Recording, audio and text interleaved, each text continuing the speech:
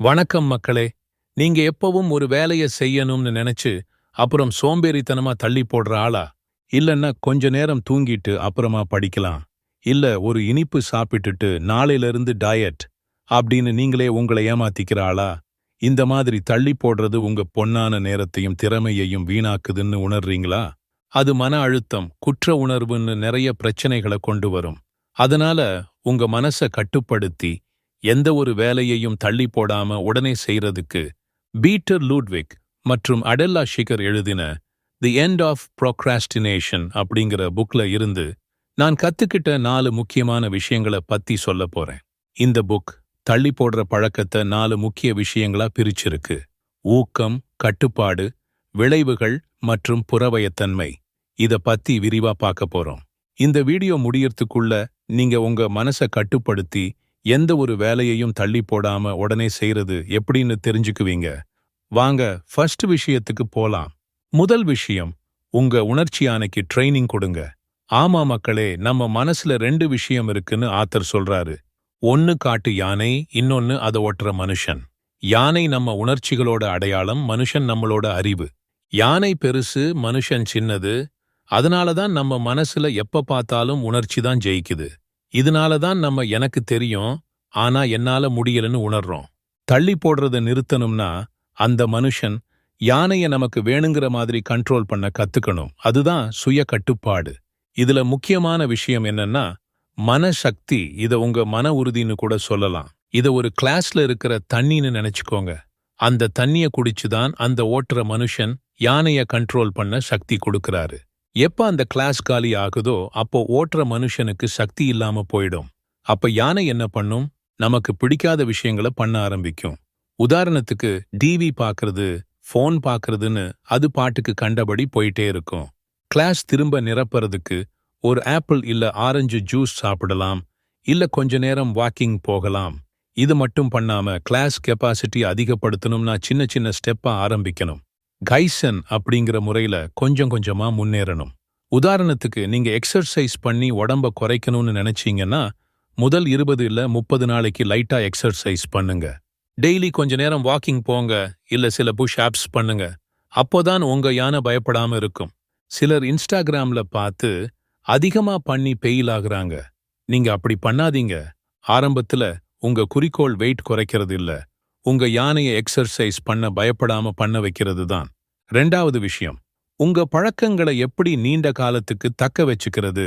நம்ம வாழ்க்கையில லீவு இல்லைன்னா உடம்பு சரியில்லாம போறது மாதிரி சில விஷயங்கள் வரும். இதெல்லாம் நம்ம பழக்கத்தை மாத்திரும். நீங்க டெய்லி ஜிம் போயிட்டு இருக்கீங்கன்னு வச்சுக்கோங்க. திடீர்னு உங்களுக்கு உடம்பு சரியில்லாம 2 வாரம் ஜிம்முக்கு போக முடியலன்னு வச்சுக்கோங்க. நீங்க மறுபடியும் ஜிம்முக்கு போகும்போது என்ன பண்ணுவீங்க? முன்னாடி பண்ணின மாதிரியே பண்ணணும்னு நினைப்பீங்க. ஆனா அங்கதான் பிரச்சனை வருது. உங்க யானை 2 வாரமா லேசியா இருக்கு. அதனால நீங்க முன்னாடி பண்ணின மாதிரியே பண்ணணும்னு நினைச்சா அது பயந்து போய் சரியா வேலை செய்யாது. அதனால திரும்பவும் ஜிம் போறத விட்டுடுவீங்க. இதுக்கு ஒரு சிம்பிள் சொல்யூஷன் இருக்கு. நீங்க ஆரம்பத்துல எப்படி பண்ணீங்களோ அதே மாதிரி பண்ணுங்க. அதாவது நீங்க முதல்ல ஒரு 10 புஷ்அப்ஸ் பண்ணீங்கன்னு வச்சுக்கோங்க. மறுபடியும் ஜிம்முக்கு போகும்போது அதே மாதிரி 10 புஷ்அப்ஸ் பண்ணுங்க. இல்லனா அதுக்கும் கம்மியா கூட பண்ணுங்க. அதாவது உங்க உடம்புக்கும் மனசுக்கும் கஷ்டம் இல்லாத மாதிரி பண்ணுங்க. நீங்க முன்னாடி பண்ணினதை விட இப்ப கம்மியா பண்றதுக்கு ஒரு மாதிரி இருக்கும். ஆனா அதோட விளைவு என்ன ஆகும்னு உங்களுக்கு தெரியும். அதனால கொஞ்சம் கொஞ்சமா ஆரம்பிங்க.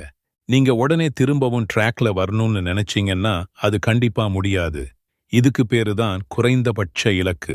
கொஞ்சம் கொஞ்சமா உங்க உடம்புக்கும் மனசுக்கும் ஒத்துழைக்கிற மாதிரி நீங்க குறைந்தபட்ச இலக்க மாத்திக்கிட்டே போகலாம்.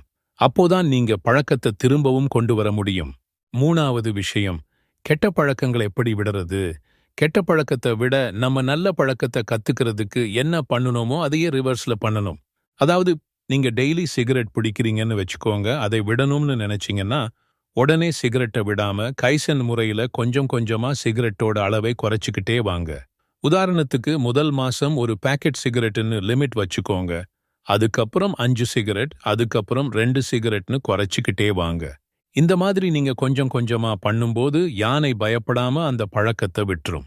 அது மட்டும் இல்லாம கெட்ட பழக்கத்துக்கு திரும்ப போகாம இருக்கிறதுக்கு அந்த கெட்ட பழக்கத்தை நீங்க பண்ணாத மாதிரி பண்ணுங்க. உதாரணத்துக்கு நீங்க இன்ஸ்டாகிராம்ல அதிகமா டைம் ஸ்பெண்ட் பண்றீங்கன்னு வச்சுக்கோங்க. அதுக்கு நீங்க அந்த ஆப் அன்இன்ஸ்டால் பண்ணிருங்க. இனிமே நீங்க இன்ஸ்டாகிராம் பார்க்கணும்னா திரும்பவும் டவுன்லோட் பண்ணணும். அது உங்களுக்கு கொஞ்சம் கஷ்டமா இருக்கும். அதனால நீங்க அதிகமா இன்ஸ்டாகிராம் பார்க்கறத விட்டுருவீங்க. இந்த மாதிரி உங்க கெட்ட பழக்கத்துக்கு ஒரு தடையை உண்டாக்குங்க. 4வது விஷயம், இன்னைக்கு என்ன பண்ணணும்?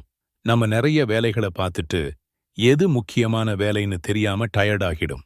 இத மாத்த ஒரு பேப்பர் எடுத்து உங்க வேலையெல்லாம் எழுதுங்க. கார் ரிப்பேர் பார்க்கணும்னா கார் மெக்கானிக் கூப்பிடுன்னு தெளிவா எழுதுங்க. மெக்கானிக்னு மட்டும் எழுதுனா புரியாது. அதனால கார் மெக்கானிக்னு தெளிவா எழுதுங்க. பெரிய வேலையை சின்னதா உடைங்க. உதாரணத்துக்கு ஒரு புக்கு எழுதணும்னா அதை சின்ன சின்ன சாப்டரா பிரிச்சுக்கோங்க. சின்ன வேலையை சேர்த்து ஒன்னா பண்ணுங்க. ஒரு வேலை பண்ண 30லிருந்து 60 நிமிஷம் ஆகும். ரொம்ப முக்கியமான வேலைக்கு சிவப்பு கலர்ல மார்க் பண்ணுங்க. மீடியமான வேலைக்கு ப்ளூ கலர்ல மார்க் பண்ணுங்க. காலையில கஷ்டமான வேலைய பண்ணுங்க. ஏன்னா காலையில உங்க எனர்ஜி அதிகமா இருக்கும். ஒரு வேலை பண்ணும்போது அதுல மட்டும் கவனம் செலுத்துங்க. நோட்டிஃபிகேஷனை மியூட் பண்ணுங்க.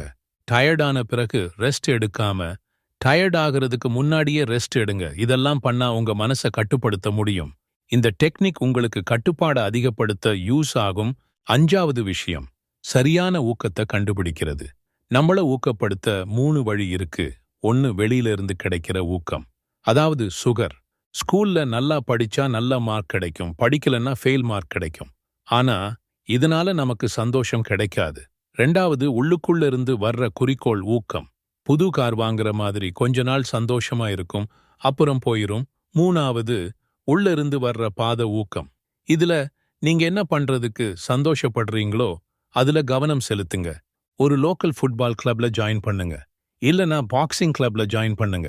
காசு இருந்தா சந்தோஷமா இருக்க முடியுமா ன்னு கேட்கலாம். காசு இருந்தா சந்தோஷமா இருக்க முடியும். ஆனா ஒரு குறிப்பிட்ட அளவு வரைக்கும் தான். அந்த அளவு என்னன்னா அது உங்க அடிப்படை தேவைகளை பூர்த்தி பண்ற வரைக்கும் தான். அதுக்கு மேல காசு இருந்தா சந்தோஷம் வர்றது கஷ்டம். ஒருவேளை நீங்க டெய்லி ஓடணும்னு முடிவு பண்ணிட்டு 1 மாசம் ஓடினா ஷூ வாங்குறேன்னு சொல்லுவீங்க. ஆனா ஷூ வாங்குன 2 நாள்ல நீங்க ஓடுறத விட்டுடுவீங்க. ஏன்னா நீங்க குறிக்கோள் மேல மட்டுமே கவனம் செலுத்துறீங்க. நீங்க பாதையில கவனம் செலுத்தினா நீங்க ஃப்ளோ ஸ்டேட்டுக்கு போய் சந்தோஷமா இருக்க முடியும். உங்க திறமைய வச்சு நீங்க என்ன பண்றதுக்கு சந்தோஷப்படுறீங்களோ அதை பண்ணுங்க. உங்க பலவீனத்தை மத்தவங்க கிட்ட கொடுத்து வேலைய முடிக்க பாருங்க. உங்க உள்ளுணர்வு ஊக்கத்தை கண்டுபிடிக்கிறதுக்கு புக்ல நிறைய வழி இருக்கு. அதுல ஒண்ணுதான் பர்சனல் ஸ்வாட் அனாலிசிஸ். இதுல உங்க பலம், பலவீனம், வாய்ப்புகள் மற்றும் தடைகள் எல்லாம் எழுதி உங்க பலவீனத்தை மத்தவங்க கிட்ட கொடுத்துட்டு உங்க பலத்துல கான்சென்ட்ரேட் பண்ணுங்க. உங்க வாழ்க்கையில என்ன பிரச்சனை வரும்னு முன்னாடியே யோசிச்சு பாருங்க. அப்போ உங்க வாழ்க்கை சூப்பரா இருக்கும். இது மட்டும் இல்லாம சில சமயம் நம்ம மனசு நம்மளையே ஏமாத்திட்டு இருக்குங்கிறத தெரிஞ்சுக்கிறது கஷ்டம். இத டன்னிங்-குருஜர் எஃபெக்ட்னு சொல்லுவாங்க. அதாவது நம்மளுக்கு கம்மியா தெரிஞ்சா கூட நம்ம நிறைய தெரிஞ்சவன் மாதிரி நினைக்கிறது. இதனால தான் நம்மளோட குறைகளை நம்மளால பார்க்க முடியல. இந்த மாதிரி நேரத்துல உள் நிலைமாற்றம் அப்படிங்கிற ஒரு டெக்னிக்கை யூஸ் பண்ணுங்க. இது நெகட்டிவ் ஃபீலிங்ஸ் பாசிட்டிவ் ஃபீலிங்ஸா மாத்துறதுக்கு ஹெல்ப் பண்ணும். ஒருவேளை நெகட்டிவ் ஃபீலிங்ஸ் அதிகமா இருந்தா மனத்தடை இருக்குன்னு நினைச்சிட்டு அந்த பிரச்சனைய ஒரு பேப்பர்ல எழுதி பாருங்க. சந்தோஷ பட்டியல் அப்படிங்கிற மெத்தட்ல டெய்லி 3 பாசிட்டிவ் விஷயங்களை எழுதி பாருங்க. அந்த மாதிரி பண்ணுனா உங்க பாசிட்டிவ் எண்ணம் அதிகமா இருக்கும். இது மட்டும் இல்லாம 3 செகண்ட் ரூலுங்கிற கான்செப்ட் படி ஏதாவது பண்ணணும்னு தோணுனா 3 செகண்ட்ல பண்ணுங்க. அப்போதான் நீங்க யோசிக்காம செயல்பட முடியும். என்னுடன் ஒரு சந்திப்பு அப்படின்னு ஒரு மெத்தட் யூஸ் பண்ணி நீங்களே உங்க கூட பேசிக்கோங்க. இதனால நீங்களே உங்களுக்கு ட்ரைனிங் கொடுத்துக்க முடியும். உங்க பலவீனத்தை மத்தவங்க கிட்ட சொல்லும்போது உங்க சோர்வு குறையும். இதனால நீங்க உங்க வாழ்க்கையில இன்னும் சந்தோஷமா இருக்கலாம். உங்க ஊக்கம், கட்டுப்பாடு, விளைவுகள் மற்றும் புறவயத்தன்மை எல்லாம் கனெக்ட் ஆகி இருக்குங்கிறத ஞாபகம் வச்சுக்கோங்க. அடுத்த வீடியோல பார்க்கலாம். நன்றி, வணக்கம்.